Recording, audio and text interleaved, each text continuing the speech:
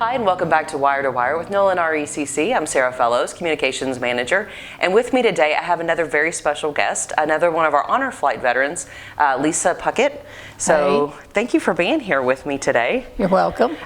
Really excited to get to have this conversation with you. I got to talk to Mr. Kotola, that's our other honor flight veteran that's going on the Touchstone Energy honor flight, and so I'm just excited to get to sit down and talk to you about just your life, your history, your military service, kind of where you came from and what you've done, and kind of looking forward to the honor flight and seeing what we have to look forward to with that. So if we could just get started with your history. Okay. Can you talk a little bit about where you're from and your family? I know you said before we came on, you've got a big family. Yeah. There's 13 of us. Wow. Okay. So we call it the Rothman Lucky 13 because you had to make it lucky since there's so many of us. But and we're all alive. I'm 66. My baby sister is around 42. Well, that's a blessing to have all of your siblings. Wow. Right. Yeah. I was born in Fort Bragg, North Carolina. My dad transferred to Virginia. And then eventually we ended up back in Kentucky. My dad and my mom both are from Bullitt County. And we moved down to Hart County, which was the first time that I knew that people still had outhouses. Oh, really? Yeah. What year was that? 1960, around 9. It was the year the astronauts landed on the moon. Oh, so. and people still had outhouses at that time. Right. And I did not know that. I wouldn't have known Since that I grew either. up in military housing, I was used to garbage disposals. Yeah. But yeah, my dad served in Korea, and then he served in Vietnam. And my mom's dad, he served in World War I. And my dad's dad, he served in the Navy, but he died before World War II. He died of bone cancer. So you come from a long line of military service. Right. That's amazing. And then none of my brothers, well, there's only 4 of them, but none of them joined the military. But I have a sister that's about 4 years younger than I am, and she joined the Army Reserve. And then I have a sister that joined the Air National Guard. I'm going to say she's probably about 6 years younger than I am. And then my baby sister, she went through Western Kentucky ROTC, graduated as a lieutenant, and her and her husband both ended up in Iraq together. Oh, wow. Yeah. Wow. So, and they were fortunate enough to where they let them share a trailer. That is fortunate. Mm-hmm. Wow. But I joined in October 1974, went to Lackland Air Force Base, and then after I graduated from basic, they also do your tech school there. Okay. My only regret is when I graduated, they offered me canine, and I turned them down. Don't ask me why, because I love dogs. And German Shepherds are my favorite. Oh, wow. So that would have been really neat, wouldn't it? I know, and So how old were you when you joined the Air Force immediately out of, was that your first entry into military service then? Right, I was 18. 18 years old, okay. So right out of high school. Right. Okay. Got transferred to March Air Force Base, California. You know, that's the perfect spot. It's an hour from the mountains, so if you want snow. It's an hour from the beach, so if you want the beach. Nice. And it's an hour from the desert. And then it's about an hour outside of LA. Nice, so that is a great spot. Oh yeah, Riverside, California. So how long were you there? Almost my entire time. Okay. I spent 9 months in Heraklion. It's on the island of Crete. Oh, okay. Yeah, I became pregnant with my son and decided to get out because back then you had an option. Okay. I could have stayed. Sometimes I wish I had, but then if I had, I wouldn't have had the career that I had in the federal service. Oh, okay. So I had 4 years Air Force, and then I had 31 at the U.S. Bullion Depository there at Fort Knox. Really? Yeah. Oh, that's fascinating. I didn't know that. You'll have to tell us all the secrets. There's probably a whole lot of stuff you can't talk about. Right. So what did you do there? I was a police officer. Okay. Most of my career. About 7 years before I retired, I made sergeant. I wanted that so bad. I fought the whole time I was in there, and I finally made sergeant. Oh, that's neat. Yeah. So were you in the military police and the Air Force as well, or did you do something else? Right, there? no, Okay. military police, yeah. Like I said, Lackland, that's where they train all their security. Oh, okay. Back then, there was two. You had security law enforcement, and then you had security. Okay. And all those poor guys got to do was go around a plane. Oh, wow. Because March Air Force was SAC. Okay. So every time you turn around, we were having drills. Oh, okay. What is SAC? What does that mean? That means they have the nuclear bombs you put on the planes. Oh, wow. The planes are ready to go. So they were security for that, but you did the police force part of it. So what kinds of things Yeah. did you do? Just regular routine, police duties, patrol. They're on base? Yeah, Gotcha. yeah. Gates. So did you always serve stateside then? No, I went to remember I went to RECC. Oh, that's right, to Crete. That's right. Yeah, Yeah, yeah. okay. So but that was your only time outside of the United States? Right. Okay. Well, when my dad was in the military, I went to Germany. Oh, okay. So you grew up a little bit. Right. And then we were at Fort Lee, Virginia. Okay. He got there. He went there twice, and we were supposed to have gone to it's Japan, Okinawa, but at the last minute they canceled his orders. Oh, okay. So we didn't go. So you spent most of your time though here at Fort Knox. So did you live in and around Fort Knox? Is that? Right. Well, actually, no. I did a 45-mile round trip. Oh, wow. I drove from Bonneville to Fort Knox every day. So what kinds of things can you talk about in terms of your service during when you were up here at Fort Knox? What kinds of things did you do and see? The crown jewels of Hungary were there. I didn't know that. Yeah. Well, they're gone is the reason why I can I can tell you that they're not there anymore. Okay. And then we did a lot of work for DOD. Okay. They had a lot of diamonds. They're supposed to have been industrial diamonds, but That's the Department of Defense, right? You're talking about, okay, right, just want to get Department you. of Defense. Yeah. But by the time that they took them out, there's no telling what they would have been worth. And then they had a lot of semi-precious jewels like sapphires and emeralds and. I had no idea. Yeah. I don't guess I've ever given it that much thought to know that that's something that would have been kept in there. Mm-hmm. Wow. And then we had these boxes wrapped in burlap, and you know what burlap smells like. Yes. So, and what was in it was jars of morphine, but it was powder. Huh. So, see, that was in case, I guess, if another a war, and Yeah. and so you had to add a liquid to it to. Wow. Yeah, but they took all that out. Huh. Yeah, just about everything we had in there, they took out. Gold's still there, though. Well, that's what I was going to ask. Trust me, the gold is still there. There's probably not as much as there was at one time. That I don't know. So did you actually get to go through and see all of that then? See, my little brother, I got him on. So what my little brother did, he worked with Doug Smith. I know that he does a lot of taping of the gold vault. Okay. But they were laborers, and what they would do is they would pull all the gold out of a compartment. In fact, it was what they called an audit, a full-blown audit. And then they would take chips of gold, and then they had to sweep up the floor, because it's kind of flaky, but it's filthy.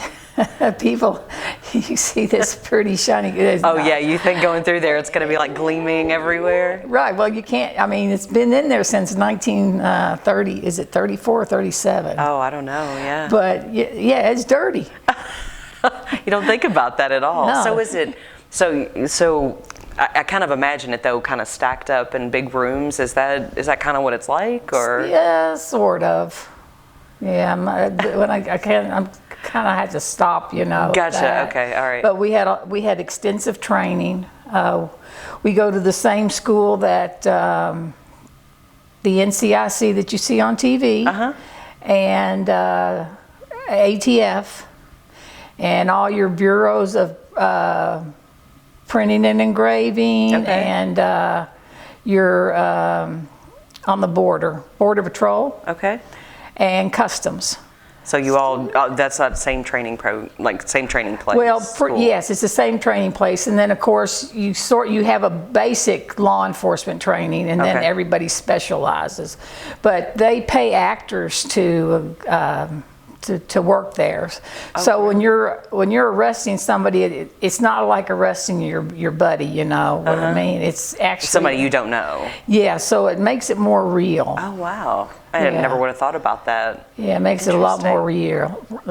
But we went there quite often at first. But then they got to where, you know, budget cuts, so we were going like once every 5 years. Gotcha. So did you see a lot of like physical action? Did you have to do a lot? I mean, obviously you did a lot of patrolling, I would assume, right? If you were kind of perimeter patrolling and that kind of thing, did you all have to engage very often?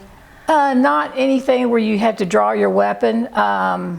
We always having to run off. For a long time there, we ran off, you know, anybody that were stopped to take pictures and stuff. Okay. And then we had a guy that it was before all the extensive updates on the security, so it was a wooden arm barrier down there at the entrance, and a guy had a diabetic episode. Oh wow. And so he drove through it, and then when they stopped him, he thought that he was at the PX. Oh wow. He was needing something. Yeah. So, oh, goodness. Yeah, and then we had the occasional golfer. That's why it used to be a 4-foot fence, and then we upped it because so many people had to come and get that golf ball. Oh, okay. Yeah, they just had to have that golf ball. And then one guy after we put the 6-foot fence up, I think it's 6, might be 8, but he got mad and he threw his golf club over on our side. You're kidding me. That seems like that's not worth the risk.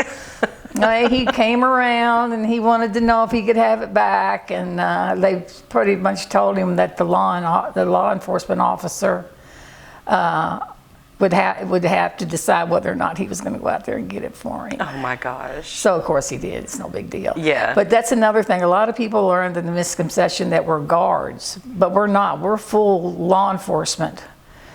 So Yeah. did you only stay around the depository, or did you have to serve at other places on Fort Knox? No. That 50 acres is owned by the U.S. Treasury. Oh, okay. So if Fort Knox comes and cuts our grass, we pay them. Interesting. Okay. Yeah, so you have to worked pay for the them. U.S. government. I mean, obviously it's all, you know, government, but so you worked directly. You didn't work for anybody on Fort Knox. Right. It was Okay. U.S. Mint, and then U.S. Mint falls under the U.S. Treasury Department. Where Okay. a lot of your security and law enforcement, they fall under Homeland Security now. Okay. All right. Yeah. So you just happened to be stationed at Fort Knox. Right. doing But I that. did get to see. I went to the inauguration for Bush, and of course, you know, that's real high security, and we didn't have a lot of time to do anything because our main mission, but they stuck me on this post, and it just so happened that there was a group, they dressed all in black, their faces were black, but I can't remember what the name of it was. It's not like what you have the groups today. And the horses come down through there on the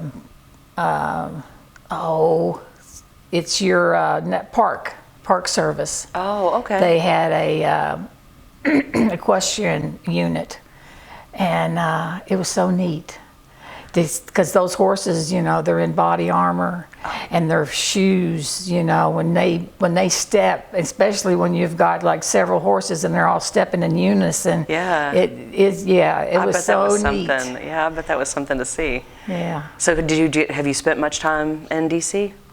Off and on, but like I said, I think that was the longest I ever stayed there. But again, no, we were just. But I did get to visit each mint.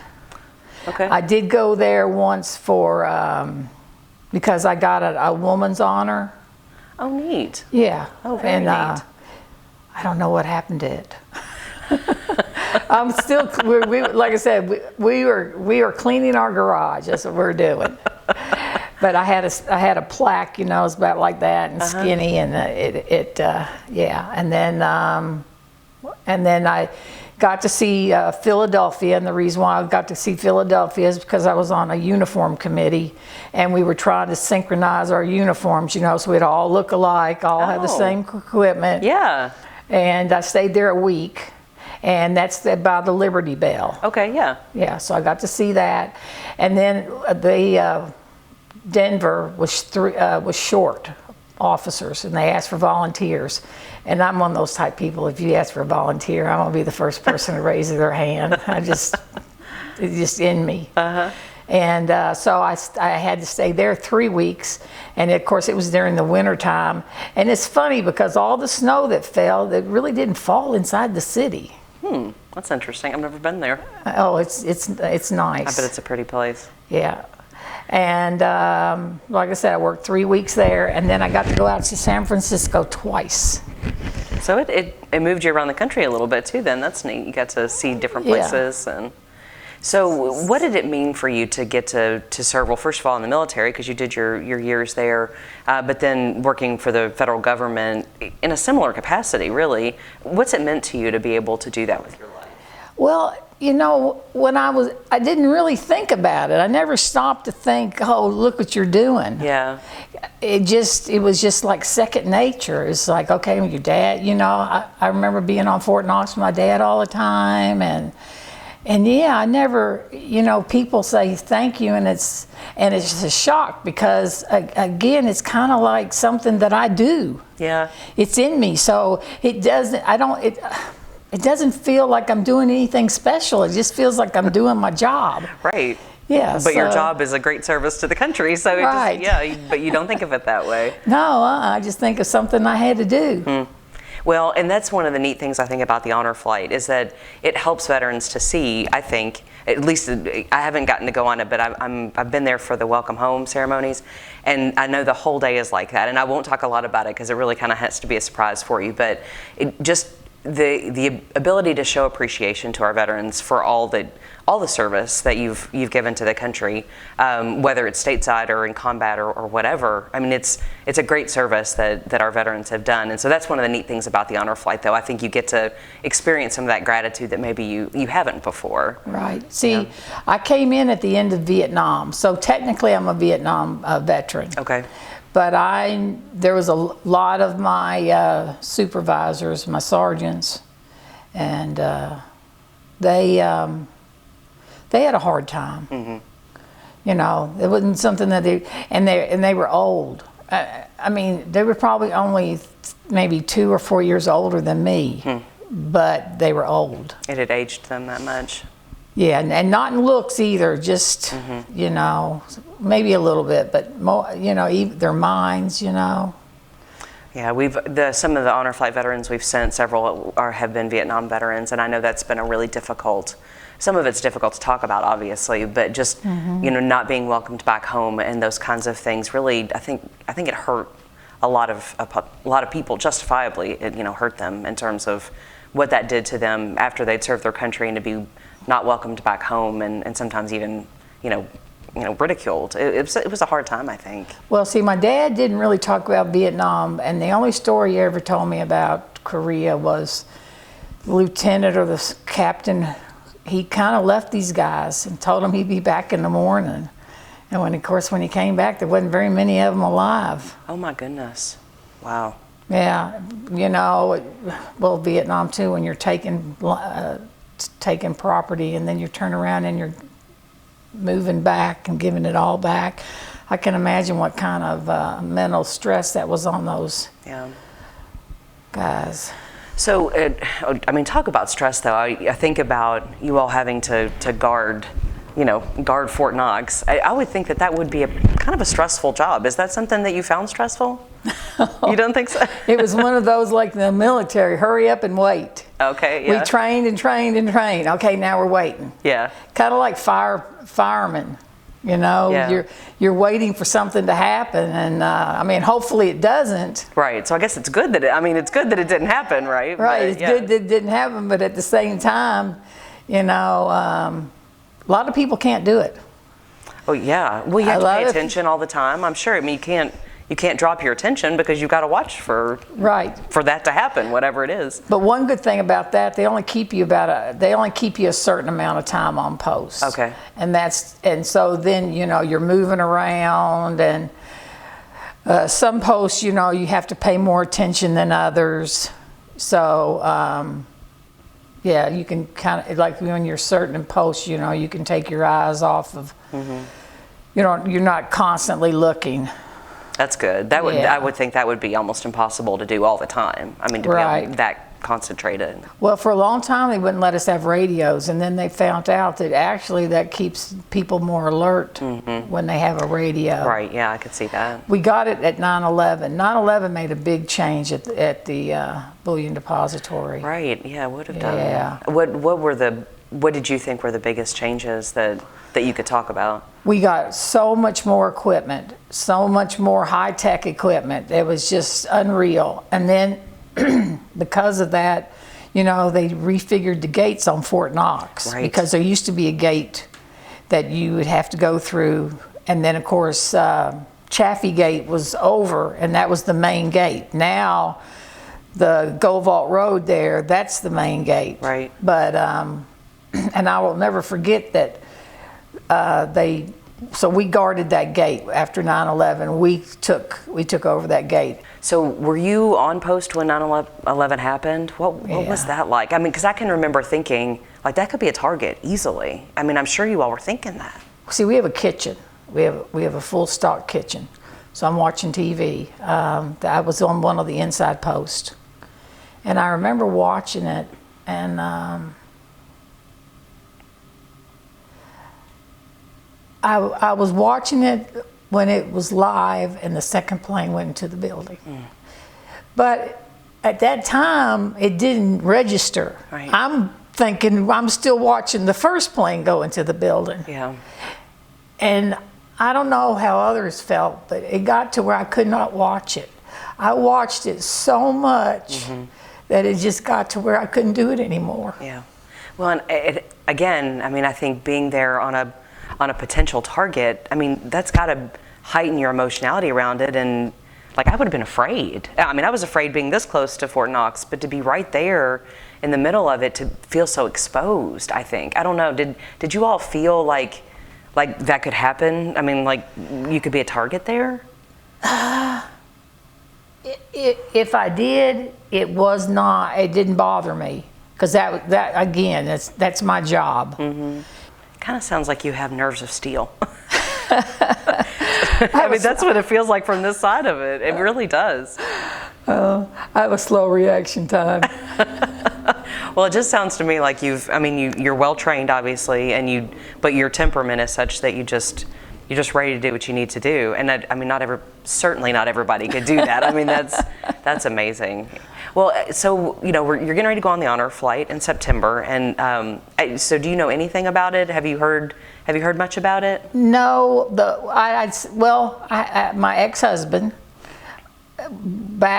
his dad's dead now. His name was Puckett, and he was, I'm pretty sure, a World War II survivor. But he went. And I just happened to read the Hart County newspaper, and I saw where they had gone. And I talked to Neil every once in a while, not a lot, but I really felt bad when his dad died because I knew that he meant a lot to him. Yeah. So you've heard a little bit about it just from someone who's gotten to go. Well, so what are you most looking forward to? Obviously, there is an Air Force memorial. Have you gotten to see that? No, I don't think so. It's really neat. I have gotten to see it, so I do believe that you all would get to go to that. I don't know the full schedule, but what are you most looking forward to? I love the Korean War Memorial at all, and Roosevelt. I love the water, but I don't know. I know the Vietnam means a lot to a lot of people, but the Korean War, those boys and the expressions on their faces, it feels real. I mean, it is very touching. You're right there with them, like face to face. And you cannot go enough. I mean, if you go, I took my mom up there. Of course, my mom wanted to go to the Arlington Cemetery. That's what meant a lot to her. And I wanted her to go on this one, but you know, she's gotten to where she can't walk very well. So my daughter's going to go with me. Oh, good, good. Yeah. She'll be your guardian. That's great. It's neat when our veterans get to share that with a child, especially, or a sibling. And Right. That's really neat. Well, is there anything else you wanted to talk about just in terms of kind of, you know, the honor flight or anything about your experience in the Air Force or working for the government there on Fort Knox? Is there anything else we've missed that you wanted to talk about? I can't think of anything. The only thing, I have a letter of commendation right here, and it has to do with a horse. Okay, you had to tell that story. All right. It says, a big thank you to Airman Lisa Puckett for her outstanding job on 27 March 1977. It was only through Airman Puckett's outstanding performance that we were able to return a runaway horse to its corral at the March Air Force Base stables. Well done. Very nice. So you wrangled a horse. Yes. That's awesome. But I grew up with them. So, you know, and these guys, they were making all kinds of mistakes. And see, that's nothing. When I joined, there wasn't a female on that base. I wondered, in police. But yeah, they were doing everything wrong. Of course, you know, at first they was like with me, oh no, you don't know what you're doing. I said, yeah, I do. Yeah. I know what I'm doing. Yeah. So they actually wrote that. That is amazing. I love that. Yeah, they actually wrote that for me. Well, congratulations on that. That's really cool. And you brought a medal too? This is my badge. Oh, okay, awesome. That's my badge. Oh, neat. And I look like a little kid there, but that is my... You do look like a baby. You don't look like you're more than, what, 15 there? But that's when you were 18? 18. Oh, wow. Oh, this is really neat. Yeah. Very cool. Like I said, I thought I'd lost it. And when we were going through that box today, it was like, oh man, I can't believe I found it. Well, thank you so much for your service, first of all. Again, I know you don't, maybe you don't see it quite as the service that it is, but it certainly is, to give your life to our country and the way that you have. And thank you for coming to talk to me about it and sharing your story. And I can't wait to hear how the honor flight is for you. We'll follow up with you and hear how that goes. Oh, okay. Yeah. All right. And thank you for joining us for Wire to Wire with Nolin RECC.